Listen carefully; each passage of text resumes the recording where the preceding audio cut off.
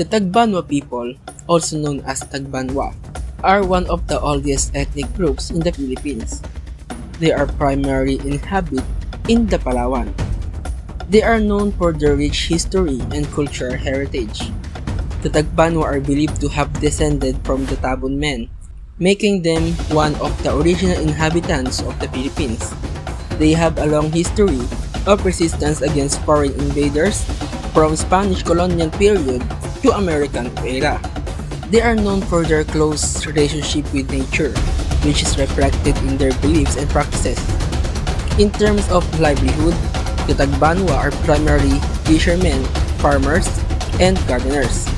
They are also skilled in weaving and pottery. In spite of the challenges they face, such as land grabbing and encroachment of modernization, the Tagbanwa continue to preserve their culture and traditions. They are a testament to the rich cultural diversity of the Philippines.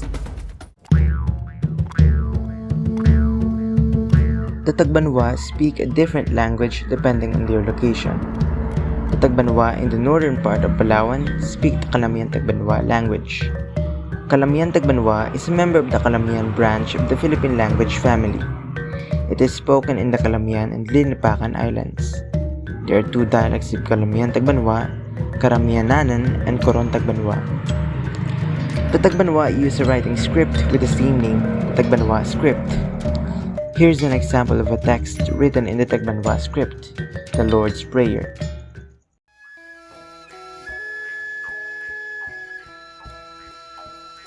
Utilizing a variety of traditional instruments such as drums, gongs, bamboo flutes, and the distinctive two-stringed lute known as kodiapi.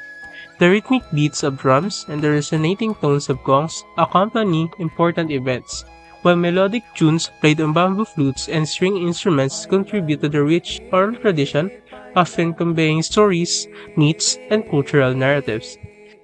Comprising myths, legends, folktales, and epic poetry, Tagbanwa literature serves as a repository of the community's cultural beliefs, history, and values.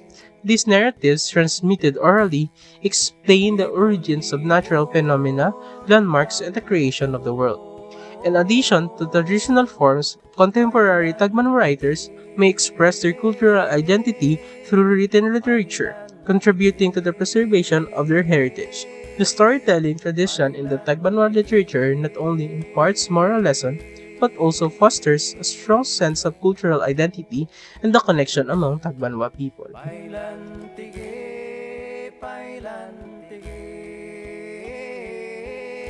The Tagbanwa people have a rich cultural heritage that includes various artifacts and dances. Tagbanwa artisans are skilled in bamboo craftsmanship, creating various items such as baskets, containers, and musical instruments. One of their dances is the Bangkakawan dance. This traditional dance is often performed during celebrations and events. Tagbanwa celebratory dance.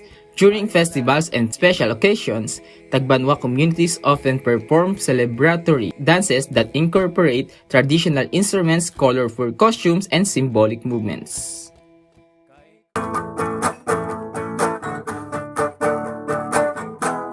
In the Tagbanwa community, marriage plays an important role and are often prearranged by the parents. Pasigem or riddles and ugtolen, folktales serve as not only as entertainment but also an essential lessons to teach children social norms and history. In religion, Tagbanwa follow an animistic religion with complex mythology related to gods. Mangindusa, also called na Bakan, is the upper god. Polo, god of the sea, and Dumanodok is the god of the earth. Tablakad is the god of the underworld, and there are Dewatas who have control over the rain and other divine beings. The Tagbanwa people believe in the communication between the world of the living and the world of the dead.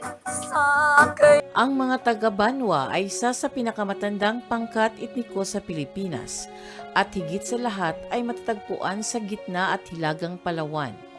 Ipinakita ng pananaliksik ng mga tagbanwa ay posibleng mga inapo ng tabo na tao. Kaya sila ang naging isa sa mga orihinal na naninirahan sa Pilipinas. Sila ay isang kayumanggi ang balat, slim at straight ang buhok na pangkat etniko. Mayroong dalawang pangunahing klasifikasyon batay sa geographical lokasyon kung saan sila matatagpuan. Ang Central Tagbanwas ay matatagpuan sa kanluran at silangang baybayin ng gitnang Palawan. Nakakonsentra sila sa mga munisipalidad ng Aborlan, Quezon at Puerto Princesa. Ang Kalamian Tagbanwa sa kabilang banda ay matatagpuan sa baybayin ng Baras, Busuanga Island, Coron Island at sa ilang bahagi ng El Nido. Ang dalawang subgrouping Tagbanwa na ito ay nagsasalita ng parihong mga wika, ngunit magkaiba ang tono at pagbigkas at hindi insaktong magkapareho ang mga kaugalian. Ayon sa kasaysayan ng bayan, ang Tagbanwa ay nagkaroon ng maagang relasyon sa Brunei, sa unang sultan ng Borneo mula sa lugar na tinatawag na Bornay. Nagsimula ang formal na kasaysayan ng tribong Tagbanwa noong 1521 nang dumaong ang mga barko ni Magellan sa Palawan para sa mga probisyon. Itinala ni Antonio Pigafetta ang talaan ni Magellan na ang mga Tagbanwa ay nagsasagawa ng ritual ng blood compact, nagsasaka ng kanilang mga bukid, nanghuhuli gamit ang mga blowpipe and thick wooden arrows. Pinahalagahan ang mga tansong singsing at kadena, mga kampana, kutsilyo at tansong alambre para sa pagtali ng mga kawit ng isda. Raise large and very tame chickens for fighting, and distilled rice wine. Hanggang sa huling bahagi na ika-17 siglo, ang katimugang Palawan ay nasa ilalim ng jurisdiksyon ng Sultan ng Brunei, na humantong sa alitan sa pagitan ng mga Kastila at ng Sultan. Sa panahong ito at halos 300 taon, ang mga Kastila at ang mga Muslim ng Sulu, Mindanao, Palawan at Hilagang Borneo ay nasa digmaan. Noong ika-19 na siglo, ang mga Tagbanwa ay patuloy na naniniwala sa kanilang mga katutubong Diyos. Bawat taon, isang malaking kapistahan ang ipinagdiriwang pagkatapos ng bawat pag-aani upang parangalan ang kanilang mga Diyos. In 1998, the Tagbanwa of Coron Island were awarded a Certificate of Ancestral Domain title over more than 22,000 hectares of land and sea. Certificate of Ancestral Domain title is the title to the land and the sea that have sustained the community for centuries. It gives the Tagbanwa the right to manage the area and preserve its rich marine and land resources. The Coron Island Ancestral Domain of the Tagbanwa people covers 2 villages of Banuang Daan and Kabugao and the neighboring Dilian Island. The ancestral domain is currently ruled by HM Tribal Chieftain Rodolfo Aguilar, assisted by his Council of Elders. The Kalamian Tagbanwa of Coron filed the first formal legal claim in the Philippines for their ancestral waters. The initiative also became the first ancestral waters claim to be recognized by a government.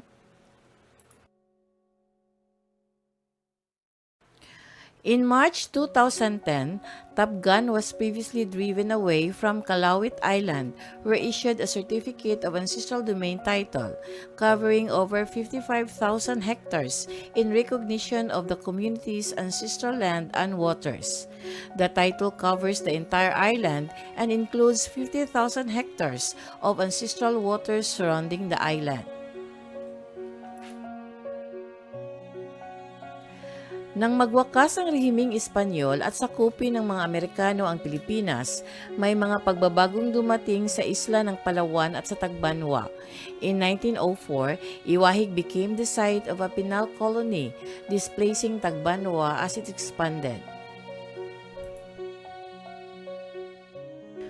Noong 1910, naglagay ng reserbasyon ang Amerikano sa mga Tagbanwa.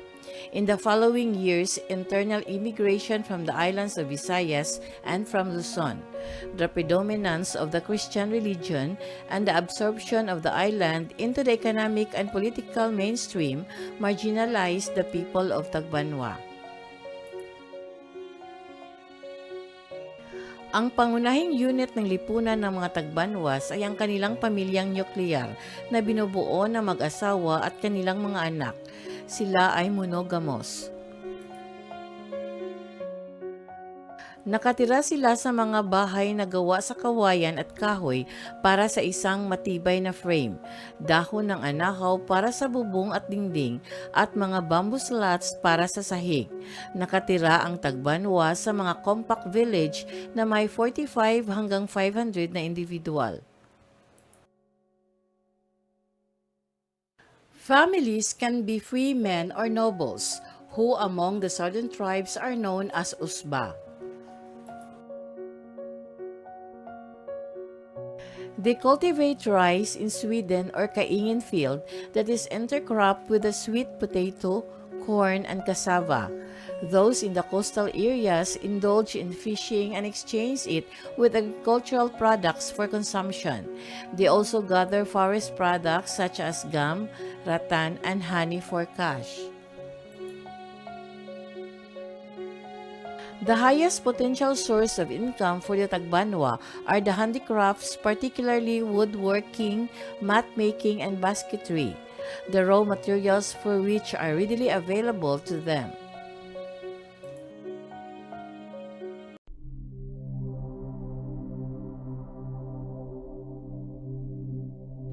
Coron. Aking isla, aking sandigan. Pag-ibig mo'y di pagkakanulo o malilimutan. Pangarap ko ang araw na ako'y mapadpad sa iyong dalampasigan at masilay ng bughaw at luntian mong ganda at yaman.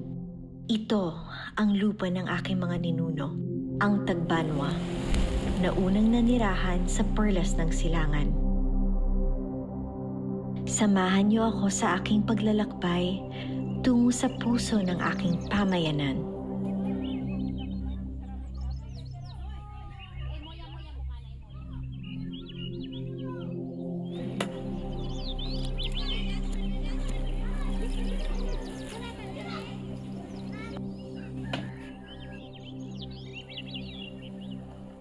Tagbanwa were the first indigenous people of the Philippines to reach autonomy in 1998, gaining control of their sacred lands, the land and the sea that have sustained the community for centuries. Most of their histories and knowledge are preserved and transmitted orally from one generation to another.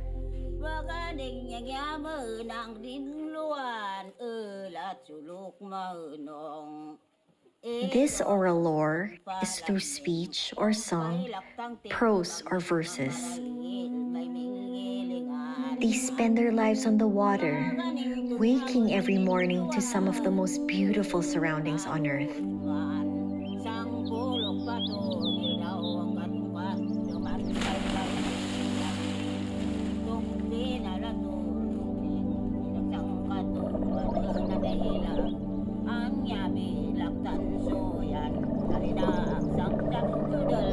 The Tagbanwa's methods of harvesting the ocean are as varied as the creatures and the corals that thrive in the turquoise waters.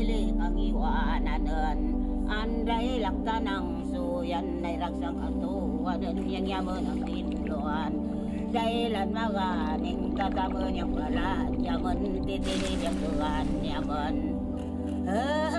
jay nabutan yaman tong mga baliwaran katubong na poirang ari ang yaman ang tinluan barak sa tiniyamin sarap sa katuwanan. Tagbanwas have lived on and from their lands for many generations in ways that have allowed the natural resources to remain intact. Harvesting from the soil just what they need with no production aimed to profit.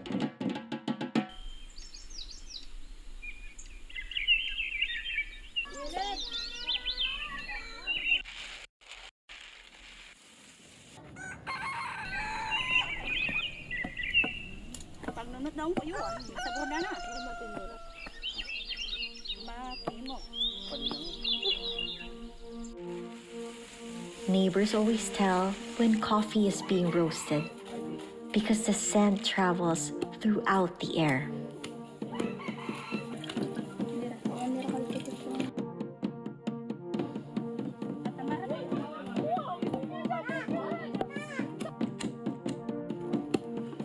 The tradition here is to offer the brew to anyone who drops by.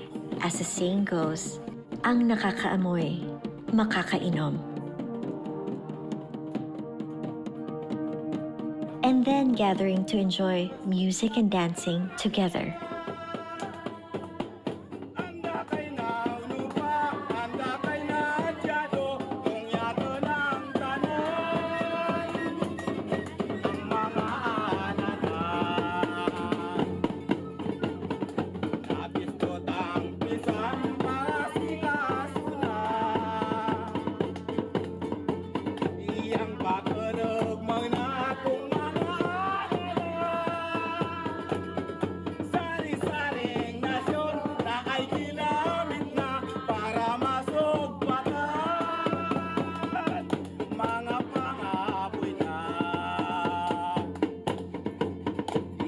My ancestors have kept forests, rivers, and coasts in almost pristine state for thousands of years, showing that humans can live on nature without destroying it.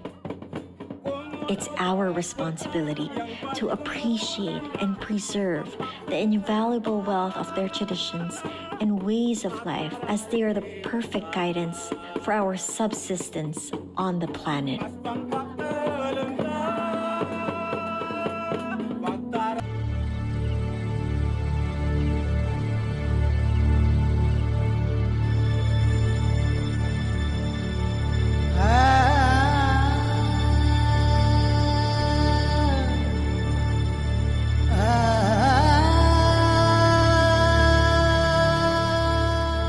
Isa ang mga katutubong Tagbanwa sa mga primitibong grupo na pinaniniwalaang pang sila'y nagmula sa lahi ng mga taong tabon.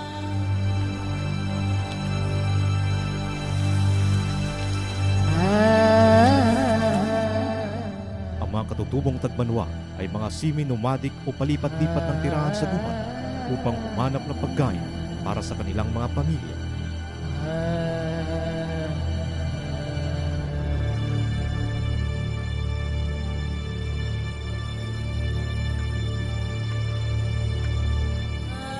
Ang malawak na kabundukan at malalagong kagubatan ang kanilang palengke at tindahan.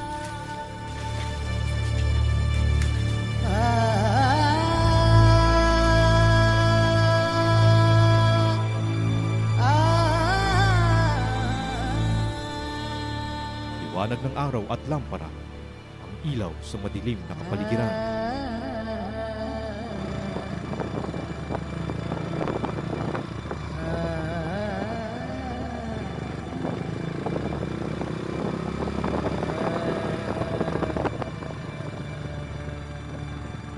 Sa bahaging hilagang kanlurani ng lungsod ng Puerto Princesa, matatagpuan ang liblib na komunidad ng mga katutubong Tagbanwa na halos 3 oras at layong 60 kilometro ang iyong lalakbayin gamit ang habal-habal o kaya'y shuttle van na nagbabiyahe patungong Apurawan sa bahaging kanlurani ng bayan ng Aborlan. Kaya di na magtataka ang karamihan kung bakit huli ang mga nakatira doon sa mga programang may kinalaman sa mga pantaong programa ng ating pamahalaan. Ang mga katutubong Tagbanwa ay may sarili ring kultura at tradisyon na pahanggang sa ngayon ay dala-dala pa rin ng kanilang grupo ang mga minanang kaugalian.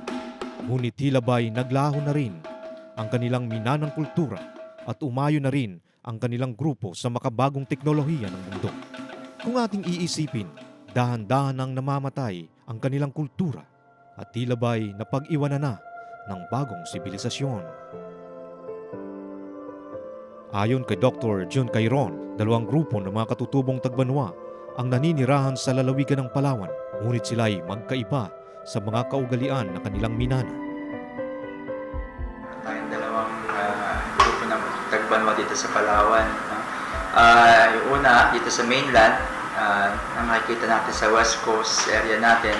At meron din tayong Tagbanwa doon sa Calamianes natin. Yung mga Tagbanwa dito sa mainland ay hindi kapareho ng culturally, hindi kapareho ng mga Tagbanwa doon sa Calamianes area. In fact, yung kanilang language nga daw ay magkaiba, hindi sila magkaintindihan. Karamihan sa mga Tagbanwa dito sa mainland natin, yung kanilang traditional area ay nandoon talaga sa area na yan, sa Central Palawan natin. Yun ang kanilang pinaka-key, parang area kung saan sila namumuhay. Pangangaso at pagkakaingin ang ilan sa mga pangunahing pinagkukunan ng pagkain ng kanilang mga pamilya. Pangangaso ay una, 4 na aso mo. Sa 4 na aso ay pakainin mo ng hindi busog, hindi gutom. Yun. Pagkapakain nun, magre-ritual ka, basbasan yung aso. Tapos yung sarili mong katawan, basbasan mo rin. Pati yung sibat mo, basbasan. Tapos yung gulok. Nandoon na yun, makatagpo yung aso ng baboy damo, kahabulin nila yon. Ikaw naman na may-ari ng aso, na nangangaso, susundan mo rin yun, tatakbo ka rin. Pagkahuli ng baboy damo, una, sisibatin. Yun. Pagkapatay nun, kakargahin mo, pauwi sa bahay. Ang silo naman, inaano yung daanan ng baboy damo. Parang daanan din ng tao. Ganun ba? Daanan ng tao. Ganun din yung baboy damo. Nagagawa rin yung daanan. Doon ka lalagay ng kwadrado na isang dangkal, kwadrado. Tapos, nakarol yung lubid. Doon mo isasabit na simple lang na pagkasabit at tabunan ng dahon na patay. At ito naman yung dulo niya, mayroong kahoy na nakatusok na bali yun yung hihila sa kanya. Pag apak nun, ang kahoy ay gaganti yun siya. Yun ang magahigpit ng tali. Yun. Pagkahigpit nun, hanggang doon lang din yung baboy damo, hanggat maabutan siya ng may-ari ng silo. At anong hirap kasi yung daan nga, yung daanan, hindi parehas, may patag, may paakyat, may kabatuhan, minsan may mga butas pa. Yun na yun yung nararanasan namin mga katutubo. Yun ang pamumuhay namin. Buhay kasi ay tawag natin parang hunting and gathering, no?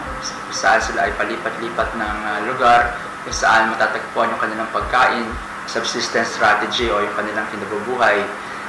Sabi ko nga, sila ay hunting and gathering, ibig sabihin sila ay nangangaso, ganyan, no? Ng mga nanguhuli ng naghahunting ng baboy damo, lahat ng klase ng hayop na pwedeng kainin sa gubat, no? At syempre yung kanilang sila nangunguha rin sila ng mga buto ng kahoy. Malaki sa kanilang tradisyon yung pagkakaingin, of course yung kanilang slash and burn, na sabi nga ng mga matatandang Tagbanwa, since time immemorial pa raw, no? matagal na nilang ginagawa yan, no? Yung pagkakaingin.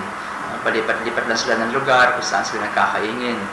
Kadalasan yung kanilang cycle daw, no? Batay na rin sa pag-aaral ng mga ibang mga anthropologists katulad nila Robert Fox sa Aborlan, Sinasabi nila yung kanilang rice cycle daw, no, sa isang taon. Doon lang talaga nakapokus yung buhay ng mga Tagbanwa ng panahon na yun. No? Ang laking component nila yung bigas, yung kanilang pinaka-staple, no? Parang tayo rin. Tapos, yung pagkuha ng mga honeybee, no? Yung pulot-putan yan, isa sa pasal sa mga kinabubuhay din nila yan. Malaki rin yung ambag niyan sa kanilang kabuhayan. No? Hindi lang pambenta, kundi pagkain din. No? At sabi nga, karamihan ng mga ritual ng ceremonias na ginagawa ng mga Tagbanwa ay nakafocus dyan sa dalawang main crop na yan, no? Yung rice tsaka yung honeybee. No? Buong annual cycle nila, bigas, tapos pag summer, tapos ng ani, susupplementan nila yan ng honey gathering. No? Una sa lahat, kung timpong tag-honey, humahanap sila ng honeybee para lamang mabuhay sila at ipalit ng makain. At pangalawa, tulad ng sinasabi ko na dati-rati talaga, maging ako man, maliit pa ako, kasama ako sa nagakuha ng dagta ng almasiga. Yung dagta ng almasiga na yun, talagang hanggang sa ngayon, popular po na yan ang anapoy ng katutubo. Man lamang, kung minsan sa ngayon na, hinahihirapan na po ang katutubo gawa ng yung almasiga, hindi pinagbabawal na po sa amin ng gobyerno o sabihin natin DNR kung wala kami lisensya. At wala namang kakayanan ang mga katutubo na kumuha ng lisensya ng ganyan. Kaya nga, nasasabi ko na nahihirapan kami. Doon na tayo sa almasiga. Tawag namin po sa almasiga sa katutubo ay bagtik. Yun. Ang bagtik naman po ay dalawang klase ang produkto niya. May dagta sa puno, may dagta doon sa taas. Pero yung sa taas na dagta ay kusa niya lang yun na dumadagta.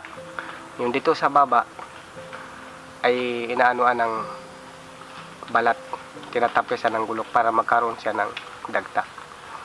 Sa 6 na buwan yung lumipas ng tapyas mo sa balat bago mo puntahan sa 6 na buwan. Makapal na yun yung dagta. Makukuhaan siya ng mga 50 kilos. Yun. Sa 50 kilos naman, bahagi naman tayo doon sa produkto na kinikita. Sabihin na natin tag-14 ang 1 kilo. Yun din po yung kakikitain namin. Yun yung pang bigas namin o pang kape. Ganun lang. Pangunguha ng almasiga at dagta ng almasiga. Kasi ang dagta niyan, ganun ang puno. Dito yung tapyas mo. Abot yan sagad yan sa lupa. Yun. Tapos yung pangunguha nun, meron kang balanan. Tinatawag namin bahay. Sa inyo balanan. Yun yung dikdikin mo ng gulok. Tumatalsik yan kasi siya.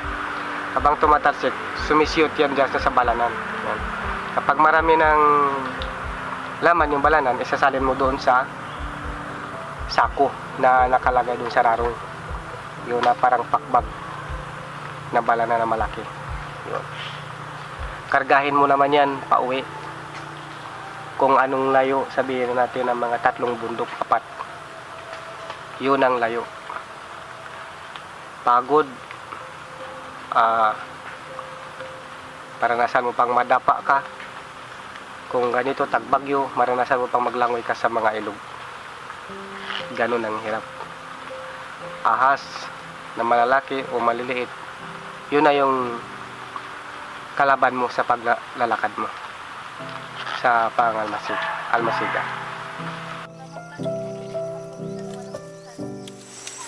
Patuloy sila sa pag-aani o pagkuha ng mga yamang gubat kahit alam nilang ipinagbabawal ng batas ang sobrang pakikinabang sa mga natural na kayamanan ng ating kagubatan. Taong 1974 nang isabatas ni former Mayor Edward Hagidorn ang ordinansang nagpoprotekta sa kagubatan laban sa mga kaingineros sa kabundukan.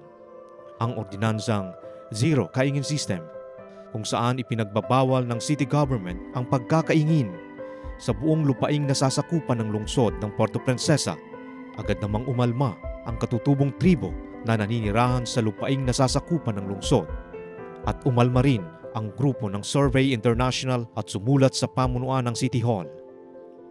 Isang taon nang lumipas ay inamyendahan na rin ang nasabing ordinansa at pinayagan ang mga kaingineros sa pagkakaingin na sapat sa pagsuporta ng kanilang pagkain araw-araw.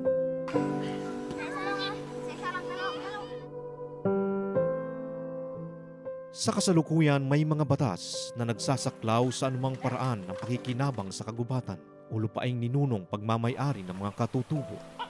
Ang lalawigan ng Palawan ay napabilang sa mga lugar na maiging pinaiigting ang pagbabantay ng mga bantay gubat laban sa mapang-abusong pagkuha ng mga yamang dagat. Sa ngayon, ang lalawigan ng Palawan ay sa ilalim ng batas Republic Act 7611 o ang Strategic Environmental Plan para protektahan ang mga natural na yaman ng lalawigan. Isa rin ang Puerto Princesa na mahigpit na ipinaglalaban ang kapakanan ng kagubatan at mga buhay ilang na naninirahan sa kabundukan. Ayon sa Republic Act 8371 o mas kilala bilang Indigenous Peoples' Rights Act o IPRA, na nagsasaad ng mga karapatan ng mga katutubong tribo sa ninunong lupain na kanilang pagmamay-ari o sa mga kaugaliang mapaglakhan ng kanilang grupo. Isa na rito ang mga katutubong Tagbanwa ng Palawan. Ngunit ayon sa mga katutubong Tagbanwa, sila ay nahihirapan sa pagkultiba ng kanilang malawak na pag-aaring lupaing ninuno sapagkat sa mga batas na nagsasaklaw sa pakikinabang ng mga yamang gubat. Actually, yung mga katutubong Tagbanwa na yan ay kinikilala rin ngayon yung anilang mga lupaing ninuno. No? Yung Republic Act 8371 na kung saan pwede silang makinabang sa kanilang lupain na yan at kung may kagubatan na yan basta sa pamamaraan ng katutubo, bawa kukuha sila ng panggamit nila sa bahay nila. So pwede silang kumuha doon sa mga lupain ninuno na yan na tinatawag. Kung mag-hunting sila, pwede silang mag-hunting. Pero sa katutubong pamamaraan. Kung anong mga produkto dyan, mga kalimbawa, may produktong gubat, ilalagay sa ayos. Halimbawa po, gusto nilang mag-utilize ng or makinabang ng mga yantok.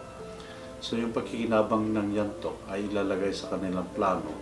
At doon sa plano nila, may ilalagay na sila ay papasok sa komersyong pamamaraan. Sa aming pag-iikot-ikot, naabutan ng aming team si Ate Annalyn na nagbubuhat ng kahoy sa kanyang ulingan kinabukasan. Pagkakaingin din ang hanap buhay ng kanyang asawa. Ano ko na lang ba yung pag-uuling kay wala nga talagang maasahan. Kung hindi ka magsikap, ano rin kainin mo.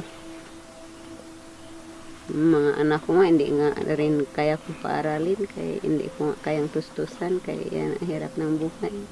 Buti nga ngayon, nagkaano-ano lang kami kay mag-ani ng palay. Kung wala kaming kaingin, mas hirap kami. Ganyan ang hirap ng buhay. Pag hindi ka makauling, hindi ka makakain.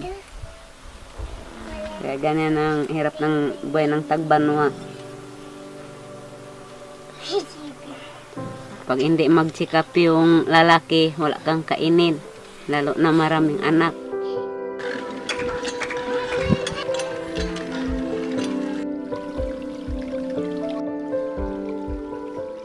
Dahil sa hirap ng buhay, di na malaya ng mga katutubong Tagbanwa na naaapektuhan na ang kanilang kalusugan.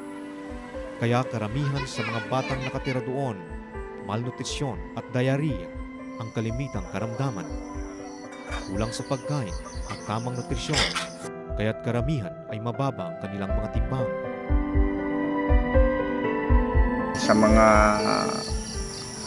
nakuha natin yung kalusugan, ang mga katutubo ngayon ay malimit magkasakit ng mga malaria kung anuman mga karamdaman. Ang tinatakbuhan ngayon ay hospital na. Madalang na ang naniniwala dahil sino pa ang paniwalaan na yung mga babalyan ay unti-unti na rin naubos, mamatay. At ang kanilang mga anak ay hindi na rin talaga purisigido na para manahin yung mga nalalaman ng kanilang mga magulang. Kaya ang ang karamihan ay pumupunta na sa ospital, naniniwala na sa mga tablitas ng mga doktor. Ay kung minsan sa akin lang ang pinapaniwalaan ko lang sa ospital ay yung mga opera. Dahil hindi kaya ng katutubo na operahin ang karamdaman. Pero kung yung mga ibang sakit tulad ng malaria, lahat ng mga karamdaman basta hindi parte sa operahan, ay kaya ng mga albularyo yan. Kayang gamutin yan. Kaya simula noong mga ninuno, walang hospital at hanggang dumating na ako'y nagkaroon ng tamang kaisipan, wala akong hindi ako lumaki sa para gamutin sa hospital. Lumaki ako, ginagamot ako sa mga herbal medicine.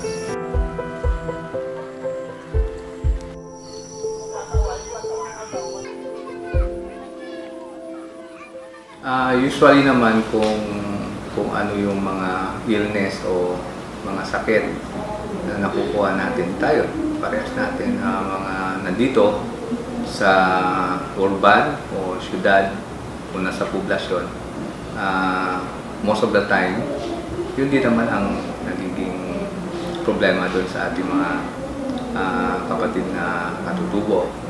Wala namang wala naman usually special. Sabing yung sakit na yun ay sa kanila lang. Ang nagiging problema lang doon, lalo na sa atin dito sa Palawan, siyempre kung doon sila sa forest, sa mga kabundukan, prone pa rin sila doon sa sakit na malaria. Gawa ng yung malaria kasi endemic yan sa mga urban areas. So kasama sila doon. Common illnesses, yung common colds, yung mga flu, that's viral eh. So most of the time, hawa-hawa yan. So kung meron silang kasama doon sa community nila na magkaroon noon, most of the time, nahahawa yun siya. Yung malaria naman, alam naman natin kung paano nakukuha yun sa pamamagitan ng kagat ng lamok, no? Na nagdadala ng parasite na yun. So yung iba naman, yun nga, yung common colds o yung mga respiratory infections, nahahawa yun. Yung mga diarrheal illnesses naman, o gastroenteritis, yung pagtatae, usually nakukuha yun sa nakainom ka o nakakain ka ng pagkain na kontaminado ng bacteria o ng parasite. Nauwi yun sa diarrheal illnesses or gastroenteritis. Tiyak din natin may tatanggi ang hirap ng buhay ng mga katutubong Tagbanwa na naninirahan doon sa lugar. Makikita sa kanilang mga mata ang hirap na dinanas ng mga katutubo. Ang mga batang walang muwang ang naaapektuhan sa kahirapan na kanilang kinakaharap. Kaya't di rin natin masisi ang mga katutubong Tagbanwa sa sobrang pakikinabang ng yamang gubat dahil na rin sa kagipitan.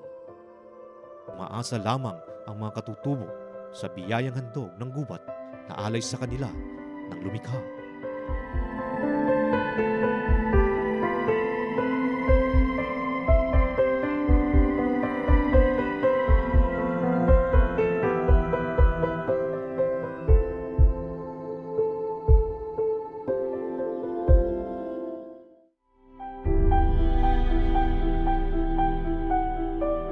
Our topic for today is all about the oldest ethnic tribes in the Philippines.